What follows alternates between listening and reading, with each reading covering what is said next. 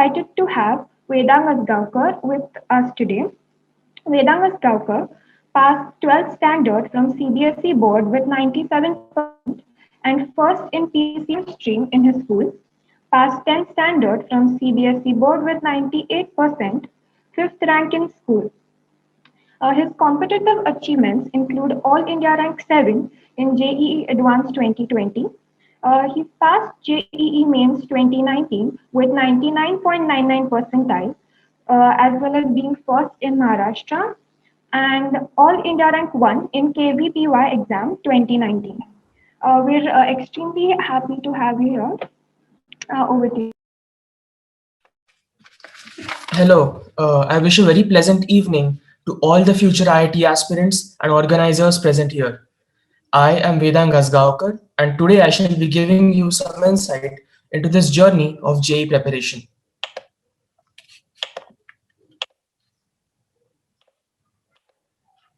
I hope my screen is visible. Yes, sir. Yes. Okay, the journey to the IITs. Now, the journey to the IITs is a journey of motivation, a journey of inspiration, a journey of your dedication, of your aim.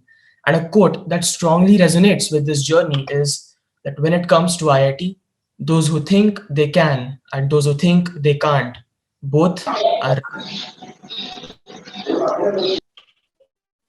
Now, at this point, let us try and have a look at why the IITs are India's best colleges for a future engineer and why you should undergo this rigorous yet enjoyable journey of IIT preparation.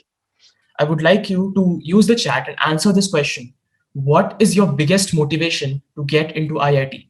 Why IITs? Please use the chat.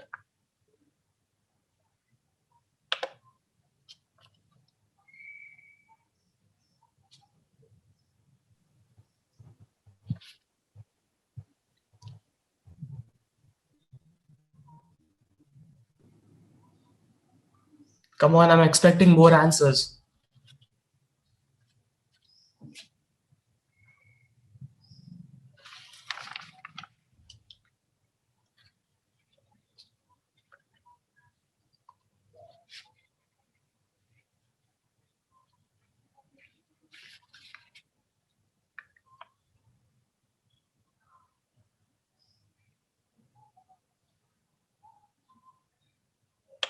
Okay, so we have quite some beautiful answers here. So what most of the people say is that the IITs lead in academics, co-curricular, placement, campus facilities, you name it, and it is there in IIT. The IITs have a worldwide recognized course structure. They are known throughout the world. If you are an IITian, you will be known throughout the world. The IITs have top-notch educational facilities, including labs, libraries, and research facilities. The IITs also have elite class student exchange programs with the leading universities of the world. The IITs have partnered with some of the best universities of the world for student exchange, for research, for lab grants. It is all there in IIT. As for job prospects, the IITs have best placements and research grants among all Indian universities. If you're graduating from a university in India and you want your salary to be the best, then it better be at IIT. For those of you who are interested in sports, the IITs have world-class sports facilities. IIT Bombay sports an Olympic-sized pool, so you can imagine the kind of opportunities that students get. The IITs also organize a variety of tech fests and a lot of clubs. So typical tech fest is something that is a carnival of science and technology that is celebrated every year by the students of IITs. Here on the screen, you can look at some of the images of the tech fests and have an idea of the quality of technology and science that they have at the IITs. The IITs also sport sprawling campuses spread over acres and sport hundreds of buildings which are close to nature. So that's it with why we need to get into the IITs. Now, before we go on to the actual steps of this voyage, I'd like to ask some examinations that you should give. For those in class 8th and 9th, the NSEJS, that is the Junior Science Olympiad, is a perfect way to get a feel of the national competition. The NTSC scholarship in class 10th also makes a gem of a contribution to your curriculum vitae. For those in class 11th and 12th, KVPY is a must give. Olympiads, that is RMO, Indian Chemistry Olympiad, Indian Physics Olympiad, even the Astronomy Olympiad, are some of the prestigious examinations that will boost your preparation. And this is, of course, followed by the JEE Mains, the JEE Advanced, and BITSAT. Now, at this stage, I would strongly recommend that for those in class 11th and 12th, you should go through the past year's papers of KVPY, of Olympiads, and of JEE so as to build your problem solving ability. So these are some examinations that I strongly advise you that you should leave these examinations as stepping stones to your journey to IIT.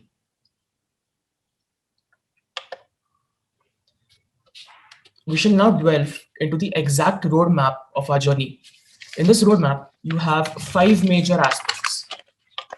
The first is coaching classes. The second is your self-study. The third and the most important is practice. The fourth is testing and analysis. And fifth, the most important yet the most neglected is the exam strategy. We'll go through these points one by one in detail, and I shall answer all your doubts related to these at the end of the session. First things first, coaching classes. The first point that you see here is the art of attending a lecture. Yes, attending a lecture is a true art in itself. You have to be a very active listener. By active listener, I mean that you have to listen with the intention to understand, with the intention to comprehend. And you have to be very participative in your lectures.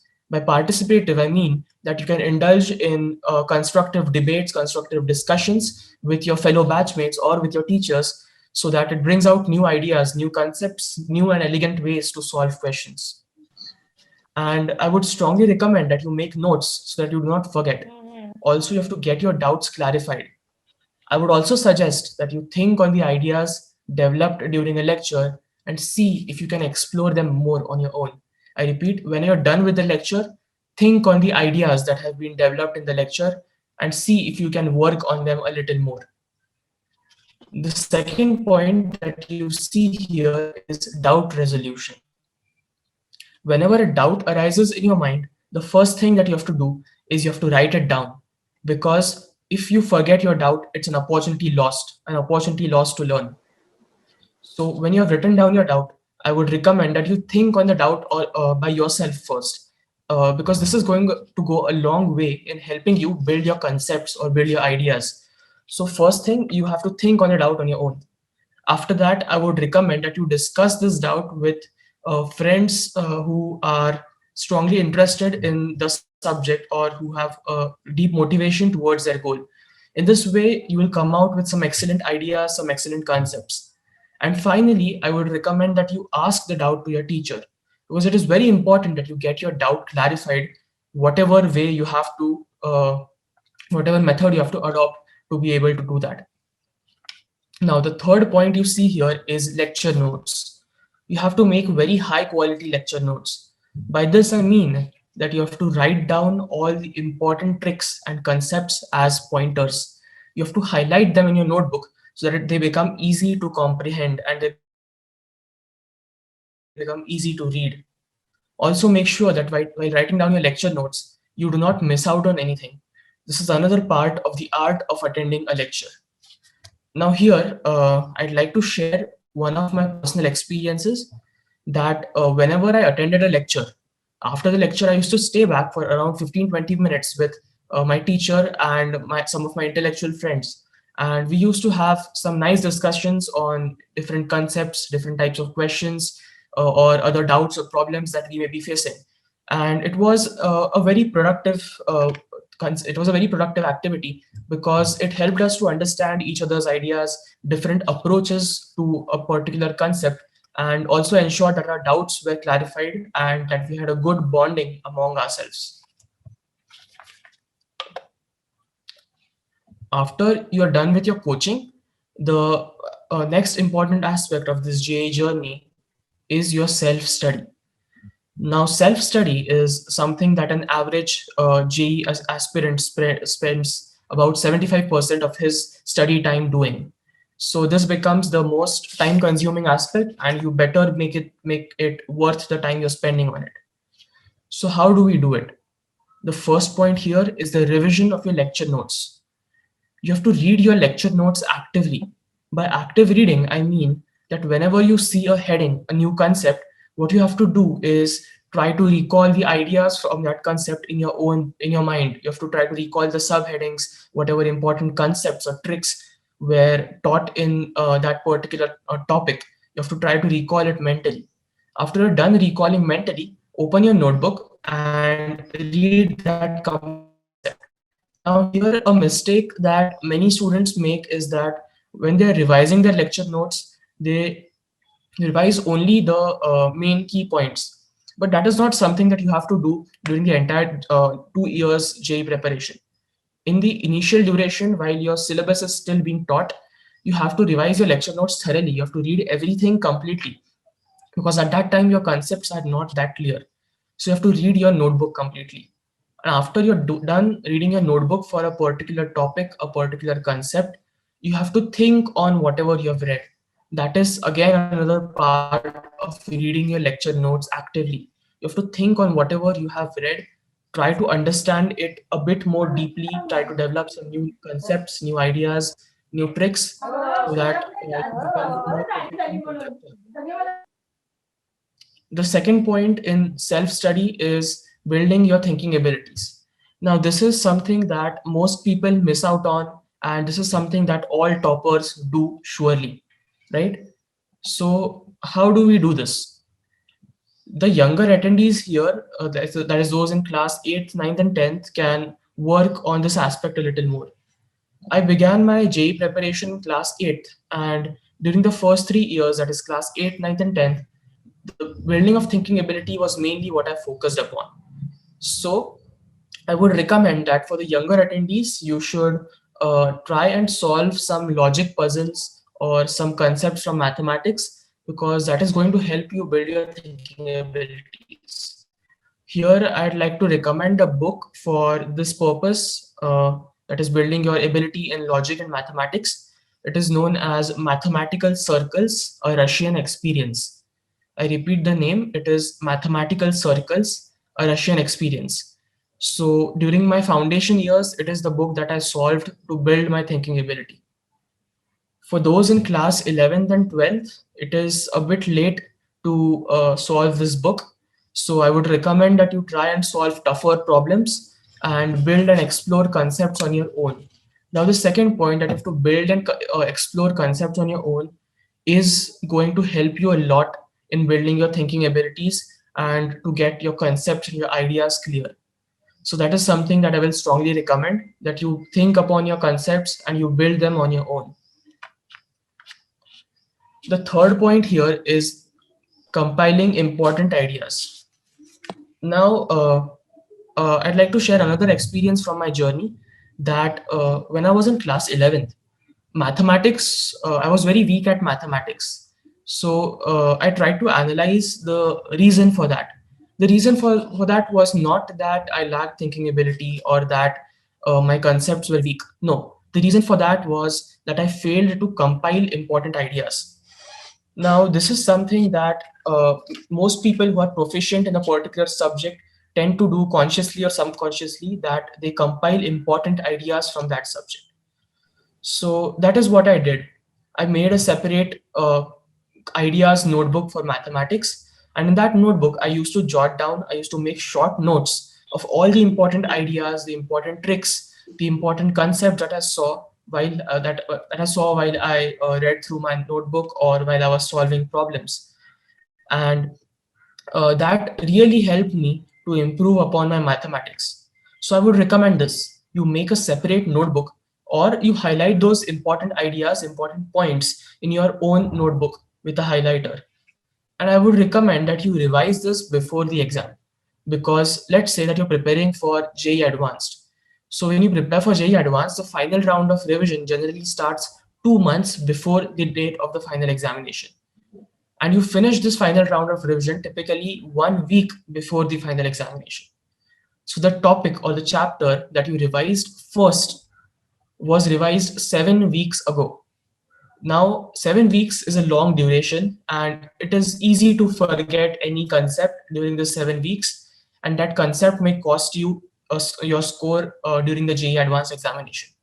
So I would recommend that you, whenever you have compiled important ideas, you read these ideas before the exam. Right before the exam, around 3 or 4 days before the exam, you read this notebook which contains all the important ideas.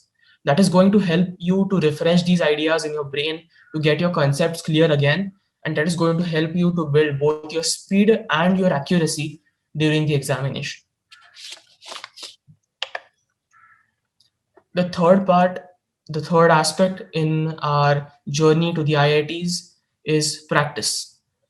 Now, there is a popular quote here that practice makes perfect. I disagree. It is not practice that makes perfect, it is deliberate practice that makes perfect. What I mean by deliberate practice is the practice with the intention to improve. Now, you can look at this little piece of data on my screen. It says that an improvement of 1% every day leads to a 3,678% improvement in 1 year. And that, my dear friends, is not a typo. It is a 3,678% improvement in 1 year. How does that happen? That happens because your improvement is cumulative. You are improving 1% every day. That is, you are multiplying, let's say, your improvement index by 1.01. And when you do that for 1 year, this is the massive improvement that you can see. Now, most of you will think that, well, a 1% improvement every day isn't a big deal, right? It's just 1%, but it's not that easy. For this 1% improvement, you have to first of all analyze your weak points, see what is going wrong. You analyze your weak points, and then you do dedicated practice with the intention to improve towards these weak topics. You work upon your weak topics, and this is what many people call as the quality of practice. Also, I would say that while you're working upon your weaknesses, you do not have to forget your strengths, because if you're spending most of your studying working on your weaknesses, it is highly likely that you'll forget the topics that you were strong at. So, while you are working on your weaknesses, you have to make sure you keep your strengths intact. And the way to do that is to solve problems on those strong topics. Now, such a practice is possible if and only if you have discipline. And true discipline emerges with dedication towards your goal. When you're asked to do something out of force, or when you force yourself to do something out of willpower against your natural desire, that is some momentum that wears down after a few days. You start very enthusiastically, and after a few days, it is just going to wear down and you're going to go back to your initial state. So that is not what we mean by discipline. True discipline will emerge only if you have a true dedication towards your goal. If you exactly know why you have to crack JEE, why you mean to get into the IITs, if you know that clearly, only then will true discipline arise. And when this true discipline arises, the practice with the intention to improve comes naturally. It will come naturally out of you. Now, here I'd like to share a story of one of my friends. This guy has been my classmate since ninth grade, and in ninth and 10th he was a very average student. He wasn't doing really great in his studies, and like 75% of the class was ahead of him when it came to grades. And he didn't even do much of a great job in class 10th, although he did qualify for the science stream, but he made it barely. But in class 11th, I found a radical change in him, a change so large that today he has qualified to IIT Madras. How did he do it? He did it because he had a strong motivation towards his goal. He wanted he wanted to get into the IITs, and he had a strong desire towards it, And that is what led to his self-discipline, his intention to improve. So, how do we understand this strong dedication towards our goal? I would recommend that after you're done listening to this session, you should take a piece of paper and sit in a closed room and think for about 10 minutes on your dedication towards your goal, and then write down a mission statement. A mission statement is a set of 2 or 3 sentences that express your strong desire towards your goal. And every time you feel that you're deviating from your path, read this mission statement. And that is what is going to bring you back on track. That is what is going to get you disciplined. Something that is closely associated with our discipline is our timetable. Now, the timetable is what keeps you on track. A well-structured timetable is always worth making, and it is always going to help you in your preparation. Now, what I mean by a well-structured timetable is that you mention the date and the topic that is to be studied on that date for at what time, of course, in the morning, in the evening, in front of the date, and you be very specific in that, right? You don't write that I'll revise some chapter from mathematics. No, you have to be very specific. Specific means you say I'll solve this book, these many number of problems from this topic in this subject. That is how you make a well-structured timetable. Your timetable has to be followed very religiously. By religiously, I mean that you have to keep it rigid to the extent that you do not deviate from it, right? You do not want to have negative deviations from your timetable. You do not want to slack during your studies. So your timetable has to be rigid to the extent that you do not deviate negatively from it. But I also emphasize that your timetable has to still be balanced. By balanced, I mean that your timetable has to be rigid but simultaneously flexible. Now, flexible for what? Here, again, I'd like to share a small story. There is a country known as Honduras in Central America. This country is tormented every year during the storm season by hurricanes, by typhoons, by cyclones, and they just wash out their cities, destroy a lot of lives and lot of money. So these people decided to build a bridge, and they decided to build the bridge over their largest river, the river that is flooded every year. But they decided to make it so rigid that this bridge could withstand the strongest storm. So they called a group of Japanese architects and they set out to construct this bridge. The construction of the bridge was successful. It was named as the New Choluteca Bridge. Now, this new Choluteca Bridge stood up to its reputation. It was the strongest bridge in Honduras and it could withstand the strongest storm. Storm season came as usual. The country was again hit by a huge cyclone, and the river underneath the Choluteca Bridge was flooded. But the bridge withstood the storm. The rest of the city was destroyed, but the bridge withstood the storm. Unfortunately for the bridge, the river that was flowing underneath the bridge had changed its course due to the storm. It no longer flowed under the bridge. The bridge was now standing upon dry land. This is the problem with rigidity.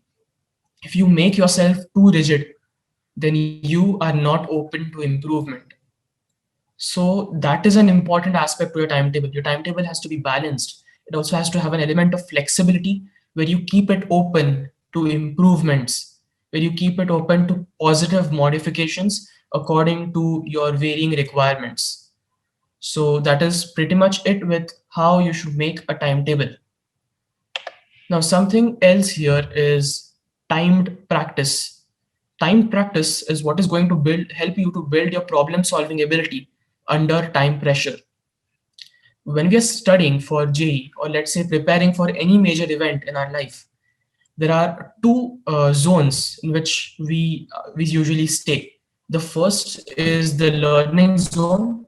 The second is the performance zone. The learning zone is a zone where you have a scope to mistakes. You're in fact expected to make mistakes. You're expected to learn from those mistakes.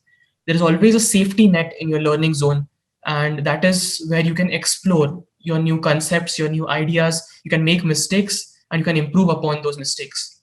And the time practice that I mentioned here is the time practice in your learning zone.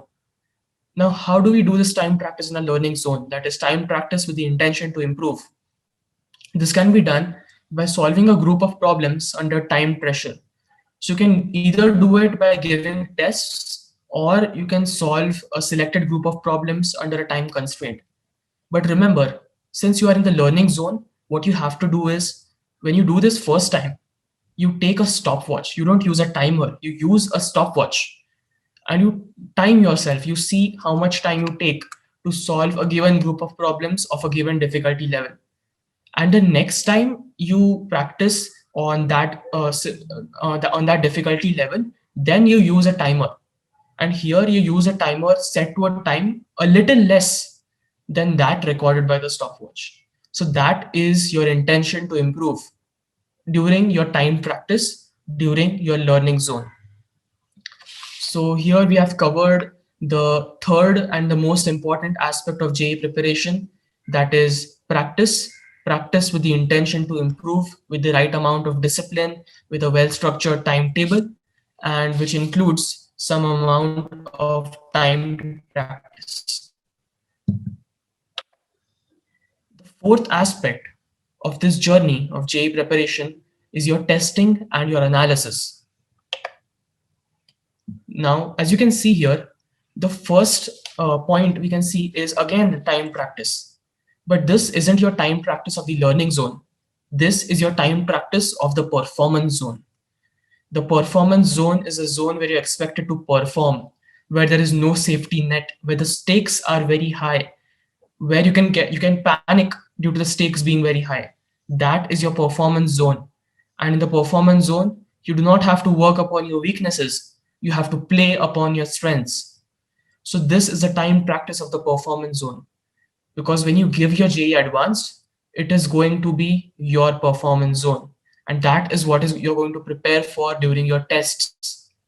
So these tests are again a form of time practice, and you have to give these tests very religiously, as if they are your actual examination, as if the stakes are very high. You don't have to be casual about it. And you have to make sure that you give these tests in a good timing so that it builds your skill at solving problems under the pressure of time. The second point you can see here is difficulty level. You have to test yourself against question papers of a varying difficulty level. I would suggest that initially you start with some easy papers and then you go on mounting the difficulty level so that you keep on improving at every stage. To what extent you have to mount this difficulty level, that is governed by the level of the examination that you're aiming to give. That is your JEE Advanced, or in some cases your JEE Mains. So you have to always stay one step ahead of your examination. Whatever difficulty level is expected for your examination, you have to stay one step ahead of that level. That is the kind of difficulty level that you have to finally aim to conquer, right? And I also suggest that you keep varying your difficulty level during your tests, because different kinds of papers may have different strategies. And you do not know exactly what kind of paper may come in your final examination. So you keep varying the difficulty level, because in different papers, you'll face different problems. If the paper is easy, you tend to succumb to overconfidence. You tend to make silly mistakes. You tend to make blunders, and that will reduce your score. Now, if the paper is tough, then it becomes a low scoring paper. And then you have to focus upon score maximization. If the paper is calculative, then you will tend to lose your patience. You will tend to lose your stamina. And so you have to also try to work upon those papers. So that is all about the variation of difficulty level during testing. The third part here is simulation and visualization. Now, this is not something that everybody does, but those who do it are a step ahead in their journey towards success. So the first part here is simulation. You have to simulate the exact exam-like environment while you test yourself. That means that you have to keep yourself in a closed room. There should be no noise. You should give your exam on a computer, not on a tab or a phone. Basically, you have to try to exactly simulate the entire exam-like environment. Why we are doing this is that during your examination, you do not want any surprises. You want your brain to completely remain focused upon solving the paper.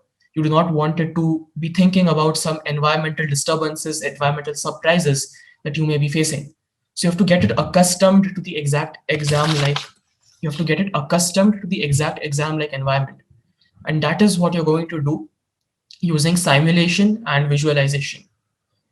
Now, here I'd like to share one of the problems that I personally faced when it came to simulation.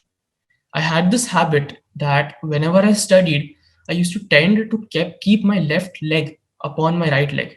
So that meant that my left knee used to protrude out of the left side of my chair. And you know that JEE Advanced is a computer-based test. That means your CPU is located on the left side of your chair. And if my knee is also located on the left side of my chair, that is a big problem. If I hit the CPU, my exam is gone. So that is something that I had to simulate, not keeping my leg at the wrong position. So that is the kind of detail you have to go into while you simulate the exam-like environment. When it comes to visualization, visualization is a counterpart of simulation. In simulation, you try to eliminate all those environmental surprises. In visualization, you try to eliminate all those mental surprises that you may face during your exam. Visualization is a technique that is followed by most eminent sports persons, and that is found to be extremely useful by all the leading psychologists of the world. So you have to visualize the entire duration of the exam beforehand in your mind. What this means is that about 2 or 3 days before your exam, you sit in a closed room, you close your eyes, and you visualize the entire duration of your examination, the entire course of how the examination will flow. You have to visualize it to the minutest detail. That is, I will start my examination at this time. I will log in, I will put my password, then I will sign against my name. Then I will solve the first question. I will solve it in a calm manner. You have to visualize all this. You have to visualize the entire duration of your examination in your brain. This is going to prepare you against any mental surprises. The second thing that it will do is that it is going to inculcate a positive attitude, a positive energy inside you. Because when you visualize, you have to visualize in a positive manner. A positive visualization means that you visualize that you are able to overcome all the problems that you might face during the exam. Problems may include that you have a panic attack during the exam, you feel exhaustion during the exam, you become enraged during the exam. You have to visualize all this in your brain, and you have to visualize countermeasures. You have to visualize strategies that you will follow to counter these problems in your brain. And that is going to help you a lot during your exam. The next aspect here is the analysis of mistakes. Now, after the test, after you're done with your test, you have to analyze what went wrong. You have to see why it went wrong. Like, what is the cause of those mistakes? And you also have to analyze the improvement measures that you will follow to overcome these hurdles. And you also have to follow those improvement measures. Not only analyze, you have to do the act. You just do it. You have to follow those improvement measures, right? And here I'd recommend something that I did personally. I had a diary wherein I mentioned the name of the test that I gave, and I wrote down what mistakes I made, and I wrote down my improvement measures, and I followed them quite strictly. The final and the fifth point of testing and analysis is that you have to analyze your alternative techniques. Now, what I said earlier was you have to analyze what went wrong, but you also have to analyze what went right. This is something that is known as keeping your strengths intact while you're working upon your weaknesses. You have to analyze alternative methods of solving the questions that you solved during the exam, analyze how you could have solved them more efficiently, more accurately, or with a greater speed. And also, something that we all have relied upon during some or the other exam is guesswork. And it often gets us the right answer. If you do it logically, it may get you the right answer. But even that has to go into your analysis. You have to analyze which questions you guessed and why did you have to resort to guesswork? What concepts were weak or what calculation speed was missing? And you have to work upon that aspect. That is your analysis of what went right. So this is pretty much it about testing and analysis. The fourth the fourth milestone of your journey to JEE Advanced.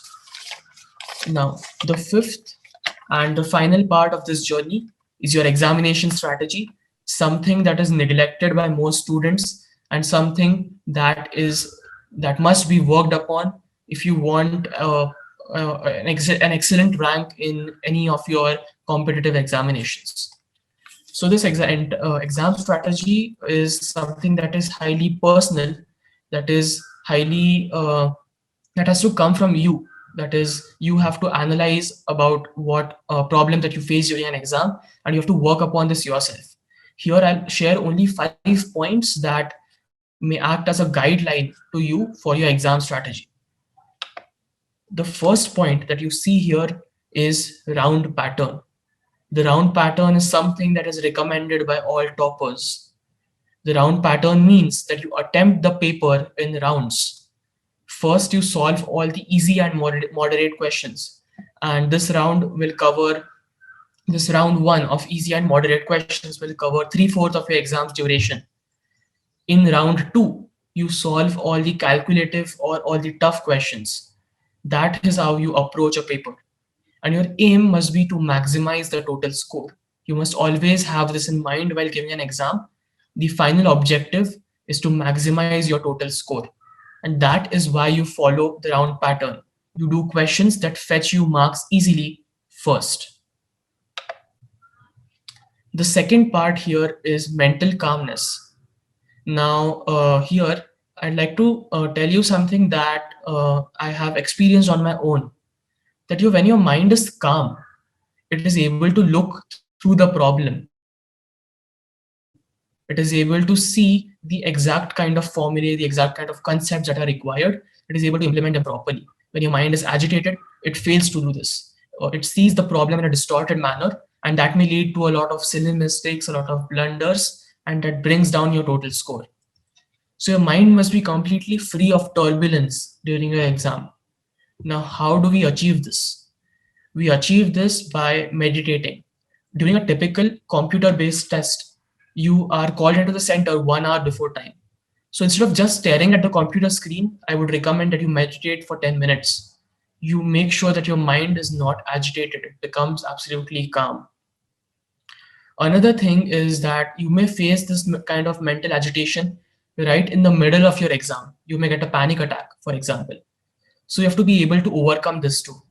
Now, this is something that can be countered by visualization and simulation. And this can also be countered by some sort of deep breathing or something of that sort. So you can take a deep calming breath whenever you face this kind of a panic attack during your examination, and that will bring you back on track. Now, the third point here is quick interpretation and solving ability. Whenever we solve a problem, there are 3 parts to the procedure. The first part is where you interpret what is written in the problem. The second part is where you apply the required equations, the required concepts, the required formulae. And the third part is when you actually calculate, right? And when it comes to me, I was very weak at the third part. I was very weak at calculations. But my first 2 parts, interpretation and solving, were very fast. And that is what helped me to build my speed during an examination. So how do we work upon these 2 aspects? You have to train your mind to solve a question, to recognize the formulae and the concept that you need to solve that question in a very rapid manner. How we do that is first by practice. that is by giving more tests, by giving tests of a greater difficulty level. And second is by memorization. You have to memorize all the important tactics, all the important concepts, all the important tricks, and they have to be at the tips of your fingers when you give your examination. I would also suggest that you memorize all the important question types. That is, there are some landmark questions that teach you something, that teach you a new concept. And I would recommend that you memorize these types of questions, these types of ideas, and that is going to go a long way in building your interpretation and your solving ability. So it again boils down to that. That is drawing out important ideas, drawing out important concepts, writing them down in a notebook and reading them before your exam. That is what is going to help you in this third point. The fourth point is your time management and speed. Now here, I'd like to address my issue with calculations. My issue with calculations was both regarding quality as well as quantity. I failed in both. I made silly mistakes and my calculation speed was slow too. And I had to work upon both these aspects. So how I built my calculation speed was that I used to take up some tough calculations, multi-step calculations, that is multiplication, division, square root, cube, all of them taken together. And I used to time myself against a timer while making these calculations. And I did that periodically, and every time I aimed to improve my speed. I set the timer to a little less than the previous. And that is how I built my calculation speed. And when it came to my calculation accuracy, how I built that was I had to again work upon mental focus. Whenever I did a calculation, I used to tend to drift off from the calculation. My mind would drift off to some other topic. And that is what I had to work upon. So I built my mental calmness, my mental focus to build upon the quality of my calculations. And that is how I worked upon the time management and the speed aspects of an examination. And the last point here, yet not the least, is patience and stamina. Now, this is something that those in class 8th, 9th, and 10th cannot work upon much and are not required at this stage. But for those in 11th and 12th, I'll say that the JEE Advanced is a 6-hour long examination, and that needs a lot of patience, a lot of stamina. So how do you work upon that? You work upon that by visualizing, staying calm during a lengthy paper, during a tough paper, during a calculative paper. Again, it boils down to simulation and visualization. You can also build your stamina by giving more 6-hour long tests during your 12th standard and even at the end of 11th standard. And a related aspect that is more long-term and that associates with your patience and stamina is your biological aspect. That is, you have to have a good diet, you have to drink sufficient water, you have to have a sufficient quantity of exercise so that you do not become lethargic.